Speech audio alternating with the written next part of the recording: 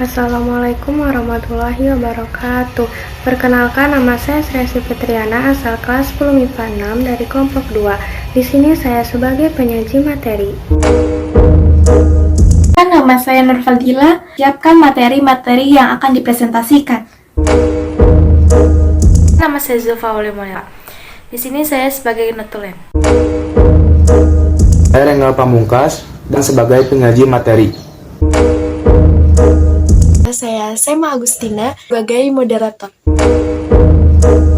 Perkenalkan, saya Ridho Nugraha sebagai penyaji materi. Perkenalkan, saya Revina dari sebagai wartawan. Dan Nazwahiru Zulfa, saya sebagai pengedit video. Nama saya Mutarika sebagai pembuat laporan.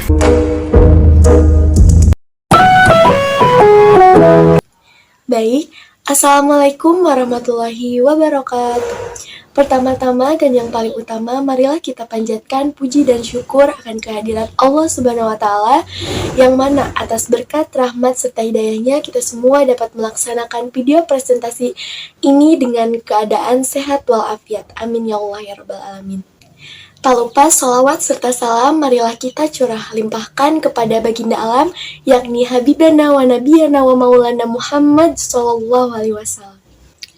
Yang terhormat Bapak Nur Yusuf selaku Bapak Guru Sejarah Kebudayaan Islam kelas 10 MIPA 6, serta tak lupa teman-teman semua yang saya banggakan. Pada kesempatan kali ini, izinkan saya sebagai moderator untuk membacakan susunan acara.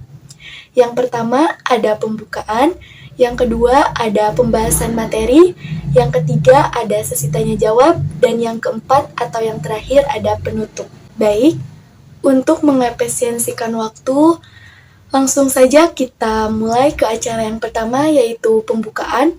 Mari kita buka acara video presentasi kali ini dengan membaca basmalah bersama-sama. Bismillahirrahmanirrahim. Dilanjut ke acara yang kedua, yaitu sesi pembahasan materi, yang dimana akan disampaikan oleh rekan-rekan saya. Kepadanya Saya akan menjelaskan materinya. Peradaban Islam masa Khalifah Umar bin Khattab atau perkembangan Islam masa Khalifah Umar bin Khattab. Yang pertama, Islam periode Umar bin Khattab, riwayat singkat Umar bin Khattab. Umar bin Khattab memiliki nama lengkap Umar bin Khattab bin Nufail bin Ab al-Uzza bin Libah bin Abdillah bin Ka'ab bin Razail bin Abdi bin Ka'ab bin Lu'ay. Adalah khalifah kedua yang menggantikan Abu Bakar As-Siddiq. Umar bin Khattab lahir di Mekah pada tahun 583 Masehi, 12 tahun lebih muda dari Rasulullah. Umar juga termasuk keluarga dari keturunan Bani suku Adi atau Bani Adi, suku yang sangat terpandang dan berkedudukan tinggi di kalangan orang-orang Quraisy sebelum Islam. Umar memiliki tubuh yang tegap dan kuat, wataknya keras, pemberani dan tidak mengenal gentar. Pandai berkelahi, siapapun musuh yang berhadapan dengannya akan bertekuk lutut. Ia memiliki kecerdasan yang luar biasa, mampu memperkirakan hal-hal yang akan terjadi di masa yang akan datang. Tutur bahasanya halus dan bahasanya fasih. Umar bin Khattab adalah salah satu sahabat terbesar terpanjang sejarah sesudah Nabi Muhammad SAW. Peranan Umar dalam sejarah Islam masa permulaan merupakan yang paling menonjol karena perluasan wilayahnya, di samping kebijakan-kebijakan politiknya yang lain. Adanya penaklukan besaran-besaran pada masa pemerintahan Umar merupakan fakta yang diakui kebenarannya oleh para sejarawan. Bahkan ada yang mengatakan bahwa jika tidak karena penaklukan-penaklukan yang dilakukan pada masa Umar, Islam belum tentu bisa berkembang seperti zaman sekarang. Khalifah Umar bin Khattab dikenal sebagai pemimpin yang sangat disayangi rakyatnya karena perhatian dan tanggung jawabnya yang luar biasa pada rakyatnya. Salah satu kebiasaannya adalah melakukan pengawasan langsung dan sendirian berkeliling kota menguasai kehidupan rakyatnya. Dalam banyak hal, Umar bin Khattab dikenal sebagai tokoh yang sangat bijaksana dan kreatif, bahkan jenius. Beberapa keunggulan yang dimiliki Umar membuat kedudukannya semakin dihormati di kalangan masyarakat Arab, sehingga kaum Quraisy memberi gelar singa padang pasir. dan karena kecerdasan dan kecepatan dalam berpikirnya, ia dijuluki Abu Faiz. Yang kedua, pengangkatan Khalifah Umar bin Khattab. Pada musim panas tahun 364 Masehi, Abu Bakar menderita sakit dan akhirnya wafat pada hari Senin 21 Jumadil Akhir 13 Hijriah atau 22 Agustus 634 Masehi dalam usia 63 tahun. Sebelum beliau wafat, telah menunjuk Umar bin Khattab sebagai penggantinya sebagai khalifah. Penunjukan ini berdasarkan pada kenangan beliau tentang pertentangan yang terjadi antara kaum Muhajirin dan Ansor. Dia khawatir kalau tidak segera menunjuk pengganti dan ajar segera datang, akan timbul pertentangan di kalangan umat Islam yang mungkin dapat lebih parah daripada ketika Nabi wafat dahulu. Dengan demikian, ada perbedaan antara prosedur pengangkatan Umar bin Khattab sebagai khalifah dengan khalifah sebelumnya, yaitu Abu Bakar. Umar mendapat kepercayaan sebagai khalifah kedua tidak melalui pemilihan dalam sistem musyawarah yang terbuka, tetapi melalui penunjukan atau wasiat oleh pendahulunya, Abu Bakar. Pada saat itu pula Umar dibaiat oleh kaum muslimin dan secara langsung beliau diterima sebagai khalifah yang resmi yang akan menuntun umat Islam pada masa yang penuh dengan kemajuan dan akan siap membuka cakrawala di dunia muslim. Beliau diangkat sebagai khalifah pada tahun 13 Hijriah atau 634 Masehi. Dengan kemajuan yang dicapai Umar bin Khattab, selama pemerintahan Umar, kekuasaan Islam tumbuh dengan sangat pesat. Islam mengambil alih Mesopotamia dan sebagian Persia dari tangan dinasti Sasanid dari Persia yang mengakhiri masa kekaisaran Sasanid, serta mengambil alih Mesir, Palestina, Syria, Afrika Utara, dan Armenia dari kekaisaran Romawi Bizantium. Saat itu ada dua negara adidaya, yaitu Persia dan Romawi. Namun keduanya telah ditaklukkan Islam pada zaman Umar. Sejarah mencatat banyak pertempuran besar yang menjadi awal penaklukan ini. Pada pertempuran Yarmuk yang terjadi di dekat Damaskus, 20.000 pasukan Islam mengalahkan pasukan Romawi yang di Asia Kecil bagian selatan. Umar melakukan banyak reformasi secara administratif dan mengontrol dari dekat kebijakan publik, termasuk membangun sistem administratif untuk daerah yang baru ditaklukkan. Ia juga memerintahkan diselenggarakannya sensus di seluruh wilayah kekuasaan Islam. Tahun 638, ia memerintahkan untuk memperluas dan merenovasi Masjidil Haram di Mekah. Penguasa di zaman itu, ia tetap hidup dengan sederhana. Pada sekitar tahun ke-17 Hijriah, tahun keempat kekhalifaannya, Umar mengeluarkan keputusan bahwa penanggalan Islam hendaknya mulai dihitung saat peristiwa hijrah. Ada beberapa perkembangan peradaban Islam pada masa Khalifah Umar bin Khattab yang meliputi sistem pemerintahan politik, ilmu pengetahuan, sosial, seni, dan agama. Cukup sekian dari materi yang saya jelaskan. Akan dilanjutkan lagi dengan teman saya. Yang keempat, perkembangan politik. Pada masa Khalifah Umar bin Khattab, kondisi politik Islam dalam keadaan stabil. Usaha perluasan wilayah Islam memperoleh hasil yang gemilang. Karena perluasan daerah terjadi dengan cepat, Umar radhiyallahu anhu segera mengatur administrasi negara dengan mencontoh administrasi yang sudah berkembang terutama di Persia. Perluasan penyiaran Islam ke Persia sudah dimulai oleh Khalid bin Walid pada masa Khalifah Abu Bakar. Kemudian dilanjutkan oleh Umar, tetapi dalam usahanya itu tidak sedikit tantangan yang dihadapinya, bahkan sampai menjadi peperangan. Kekuasaan Islam sampai ke Mesopotamia dan sebagian Persia dari tangan dinasti Sasanid dari Persia yang mengakhiri masa kekaisaran Sasanid, serta mengambil alih Mesir, Palestina, Syria, Afrika Utara, dan Armenia dari kekaisaran Romawi. Administrasi pemerintahan diatur menjadi 8 wilayah provinsi, yaitu Mekah, Madinah, Syria, Jazirah Basrah, Kufah, Palestina, dan Mesir. Pada masa Umar bin Khattab, mulai dirintis tata cara menata struktur pemerintahan yang bercorak desentralisasi. Mulai sejak masa Umar, pemerintahan dikelola oleh pemerintahan pusat dan pemerintahan provinsi. Karena telah banyak daerah yang dikuasai Islam, maka sangat membutuhkan penataan administrasi pemerintahan.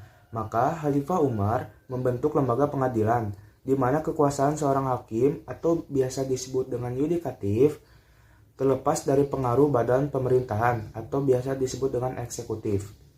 Adapun hakim yang ditunjuk oleh Umar adalah seorang yang mempunyai reputasi yang baik dan mempunyai integritas dan kepribadian yang luhur. Di antaranya adalah Zaid bin Sabit ditetapkan sebagai Qadi Madinah, Ka'bah bin Sur al-Azzi sebagai Qadi Basroh, Ubadah bin Samit sebagai Qadi Palestina, dan Abdullah bin Mas'ud sebagai Qadi Kufah. Pada masa Umar bin Khattab juga mulai berkembang suatu lembaga formal yang disebut Lembaga Penerangan dan Pembinaan Hukum Islam. Di masa ini juga terbentuknya sistem atau badan kemiliteran. Pada masa Khalifah Umar bin Khattab, ekspansi Islam meliputi daerah Arabia, Syria, Mesir, dan Persia. Karena wilayah Islam bertambah luas, maka Umar berusaha mengadakan penyusunan pemerintah Islam dan peraturan pemerintah yang tidak bertentangan dengan ajaran Islam. Yang kelima, perkembangan ekonomi.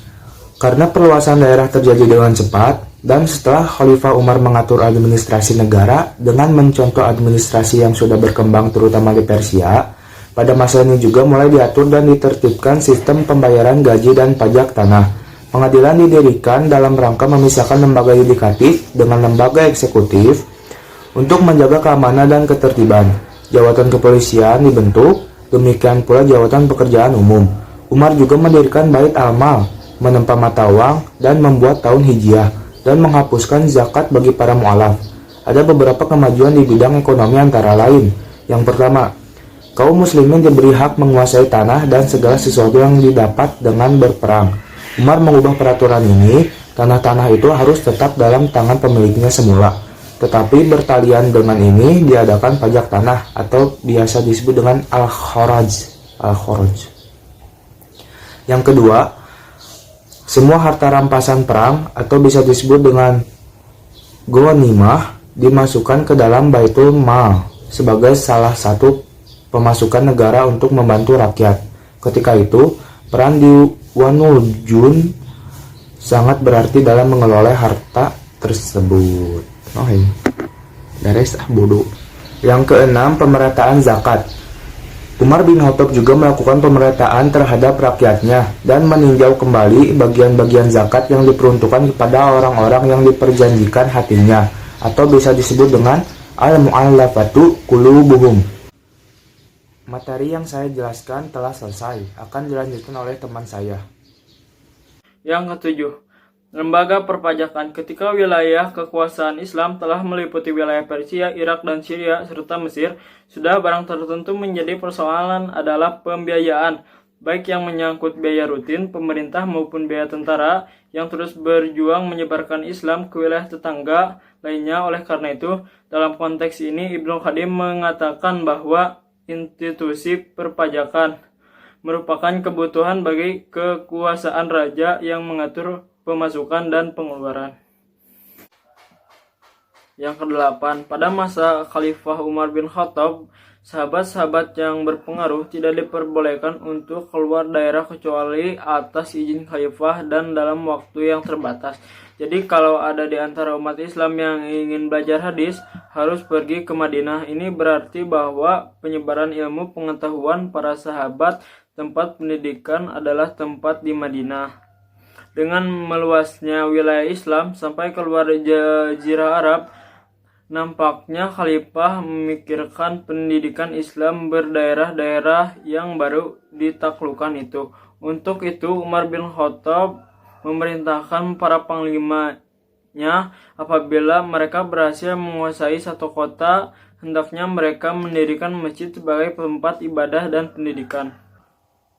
Berkaitan dengan masalah pendidikan ini, Khalifah Umar bin Khattab merupakan seorang pendidik yang melakukan penyeluruhan pendidikan di kota Madinah. Beliau juga menerapkan pendidikan di masjid-masjid dan pasar-pasar, mengangkat dan menunjuk guru-guru untuk tiap-tiap daerah yang ditaklukkan itu. Mereka bertugas mengajarkan Al-Quran dan ajaran Islam lainnya seperti fikih, penduduk yang baru masuk ke Islam. Meluasnya kekuasaan Islam mendorong kegiatan pendidikan Islam bertambah besar, karena mereka baru menganut agama ini, menimba ilmu keagamaan dan sahabat-sahabatnya yang menerima langsung dari Nabi. Pada masa ini terjadi mobilitas penganut ilmu di daerah-daerah yang jauh dari Madinah sebagai pusat agama lain. Gairah menuntut ilmu agama Islam ini yang kemudian mendorong lainnya sejumlah pembidangan disiplin keagamaan. Dengan demikian, pelaksanaan pendidikan di masa Khalifah Umar bin Khattab lebih maju, sebab selama Umar memerintah, negara yang berada dalam keadaan stabil dan aman. Ini disebabkan pendidikan Islam berbagai kota dengan materi dikembangkan baik dari segi ilmu, bahasa, menulis, pokok ilmu-ilmu lainnya. Pada masa Khalifah Umar bin Khattab, ahli al-zimmah yaitu penduduk yang memeluk agama selain Islam dan berdiam di wilayah kekuasaan Islam. Al-zimmah terdiri dari pemeluk Yahudi, Nasrani, dan Majusi. Mereka mendapat perhatian, pelayanan, serta perlindungan pada masa Umar dengan membuat perjanjian antara lain berbunyi keharusan orang-orang Nasrani menyiapkan akomodasi dan konsumsi bagi tentara Muslim yang memasuki kota mereka selama 3 hari berturut-turut. Pada masa Umar sangat memperhatikan keadaan sekitarnya, seperti kaum fakir. 9. Perkembangan agama. Di zaman Umar radhiyallahu anhu, gelombang ekspansi perluasan daerah kekuasaan pertama terjadi di ibu kota Syria, Damaskus, jatuh pada tahun 635 Masehi, dan setahun kemudian setelah tentara Bizantium kalah di pertempuran Yarmouk, seluruh daerah Syria jatuh ke bawah kekuasaan Islam. Dengan memakai Syria sebagai basis ekspansi, ditentukan ke Mesir bahwa pimpinan Amr bin As radhiyallahu anhu ke Irak di bawah pimpinan Sa'ad bin Abi Waqqas radhiyallahu anhu. Iskandaria atau Alexandria, ibu kota Mesir, ditaklukkan pada tahun 641 Masehi. Dengan demikian Mesir jatuh ke kekuasaan Islam. Al-Qadisiyah, sebuah kota di dekat Hirah di Irak, jatuh pada tahun 637 Masehi. Dari sana serangan dilanjutkan ke ibu kota Persia, Al-Madain, yang jatuh pada tahun itu juga, pada tahun 641 Masehi. Mashhul dapat dikuasai dengan demikian.